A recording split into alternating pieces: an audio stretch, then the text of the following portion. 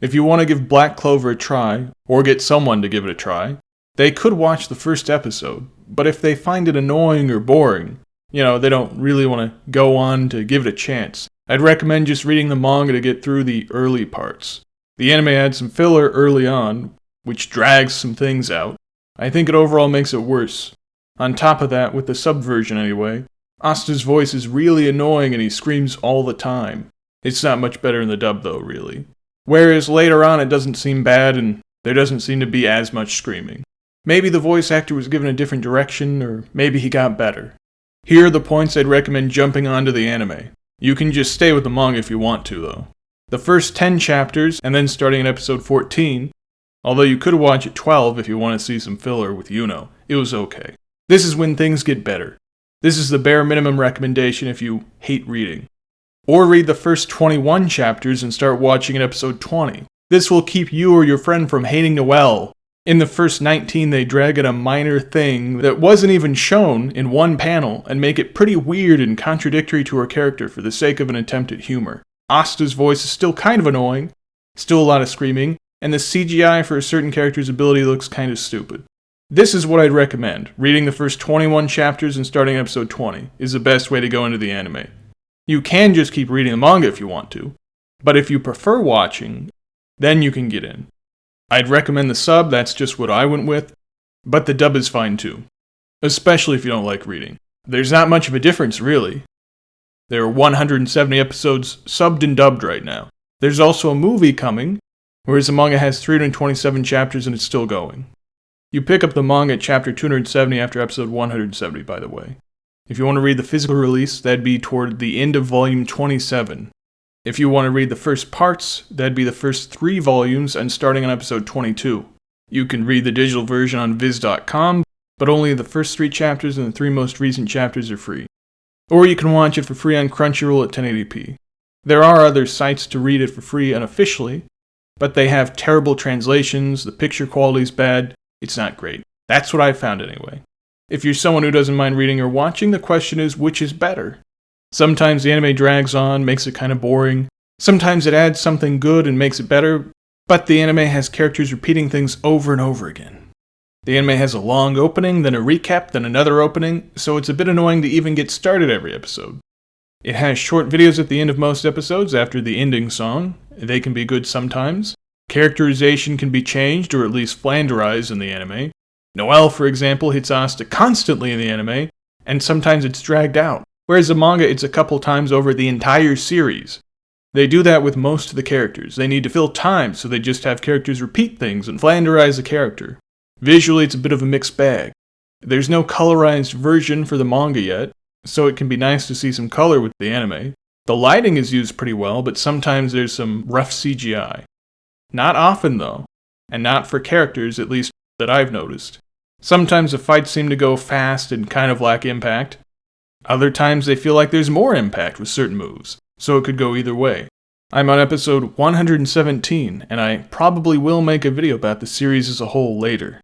But for now, I wanted to make something for people getting started without any spoilers. It's a lot to ask to get through so many rough episodes early on, or to read so many chapters if they don't like reading. The series is pretty solid after that, and there's so much after the early parts that I feel it's worth giving a bit more of a try than you normally would, assuming you like big shonen shows or manga like Bleach or Naruto. To give some comment on the show without spoilers, they really focus on teamwork and using their teammates' powers together to help beat stronger enemies. It's not just about the main character powering up and beating everybody.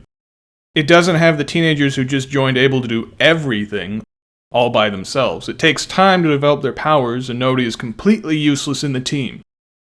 I love Dragon Ball Z, but the show is an example of everyone else basically becoming garbage other than a few characters at any given time. If I had to compare this show to anything, I'd say Hunter x Hunter, because of the convoluted use of magic with team fights later on.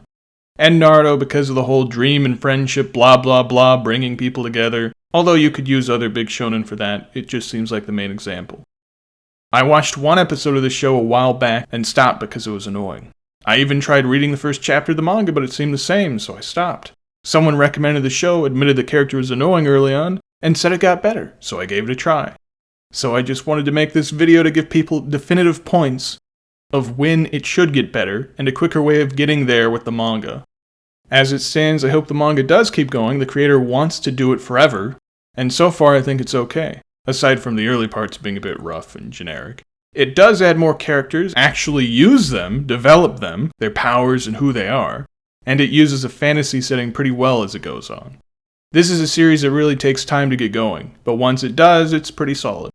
The only real criticism I have is the main character still feels a bit generic, but it's not a big deal because they spend so much time on the team and the other characters later on, so he doesn't need to carry the show. It also goes on a bit too much about feelings and friendship at some points. It's aimed at a younger audience. It's still okay. At least they don't have the main character constantly cry and go on big speeches. There's no hypocrisy or contradictions with the narrative so far. And they haven't made him overpowered to the point of trivializing everything yet. Most of the characters on the team are good, or at least okay. My favorite character is Charmy. One of the main reasons to watch the show is getting more scenes with Charmy. On the other hand, some of the characters like Gosh, or Gauche, however you say his fucking name, are the main reason to read the manga, so you see less of him. Gauche is the worst character, and is probably one of the things that drive people away from the series in general. That and the characterization of Noelle early on in the anime. Gauche is basically just a huge pedophile, and Noelle constantly hits the main character, and is also constantly going on about being attracted to him and then also not. It's just annoying, yes. It's not as common later on, but they're very annoying. Another general criticism of the anime is they don't use music very well. I don't mean the opening or ending, I mean in the show. The best example is Naruto. They use sad music to make a scene more emotional, da-na-na-na-na-na-na-na.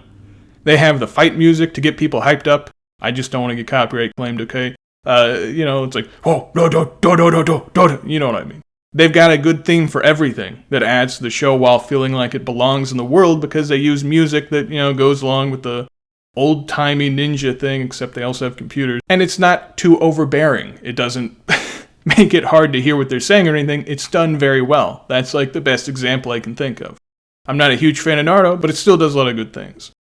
Black Clover just has some circus music. It doesn't sound good. That's the only thing I can recognize or remember. If there's anything else, I haven't noticed it.